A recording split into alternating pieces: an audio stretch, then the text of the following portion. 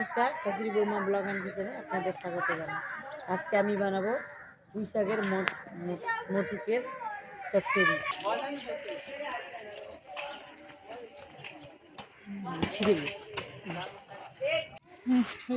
পুঁই শাকের মটু আর এই যে পুঁই শাক কাটা হয়ে গেল, চলুন ঘরে নিয়ে যাচ্ছি। পুঁই শাকের যে মটুগুলো আছে না, সব মিলে কেটে নেব, চচ্চড়ি বানাবো। কি বল মটু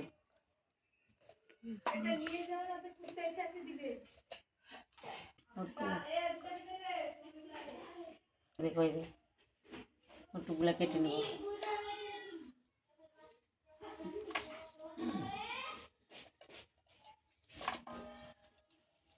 আর একটা মটু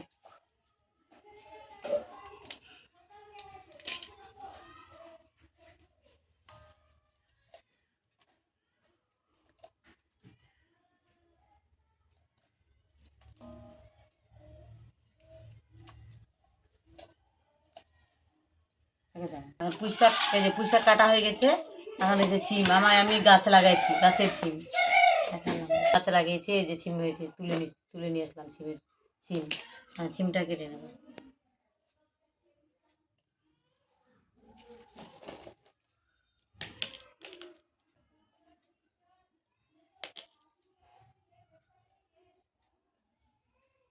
তারপর বেগুন দেব।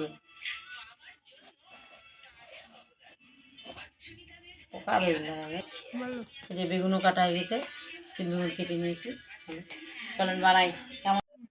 পুঁই শাকের চচ্চড়ি বানাবো, তার জন্য যে আদা যে কালো সর্ষে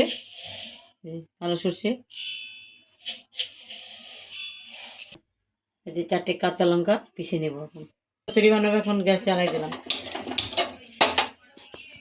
কড়াইতে দেখেছে, তেল ঢেলে দিচ্ছি।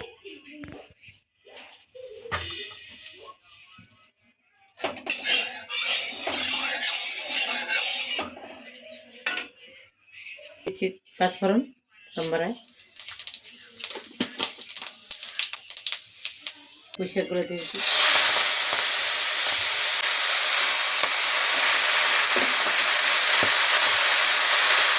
স্বাদ অনুসারে লবণ,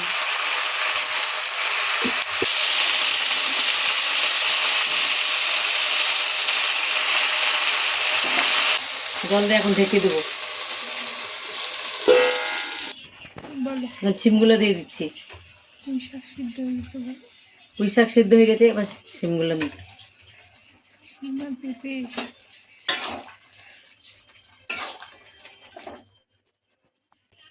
এবার হলদি দিয়ে দিচ্ছি।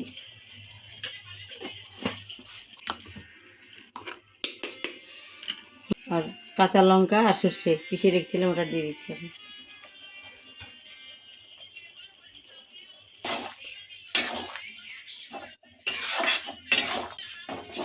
আবার ঢেকে দেবো, ঢেকে সিদ্ধ করে নেব। এবার বেগুনগুলো দিচ্ছি।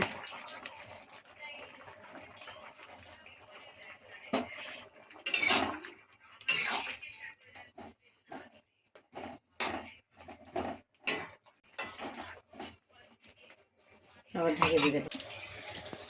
চচ্চড়ি আমাদের হয়ে গেছে পুঁই শাকের, একটু চিনি দিয়ে নামিয়ে নেব।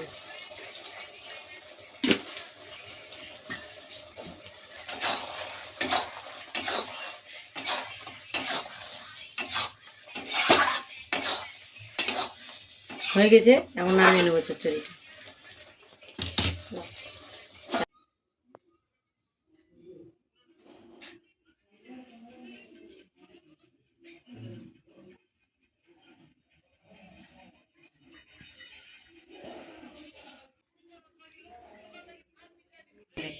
পুঁই শাকের চচ্চড়ি নিরামিষ।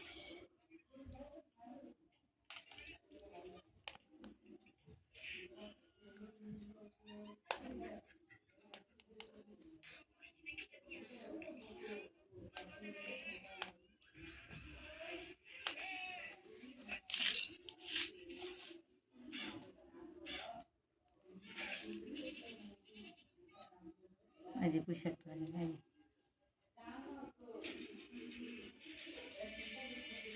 চচ্চড়িটা দিয়ে ভাত খেয়ে দেখলাম অনেক সুন্দর হয়েছে। আপনাদের যদি আমাদের এই পুঁইশাকের চচ্চড়িটার ভিডিও পাবেন আর সাবস্ক্রাইব করবেন, প্লিজ আমাদের চ্যানেলটা সাবস্ক্রাইব করবেন। আপনারা ভিডিও দেখছেন কিন্তু সাবস্ক্রাইব করছেন না, দয়া করে আমাদের চ্যানেলটা সাবস্ক্রাইব করবেন।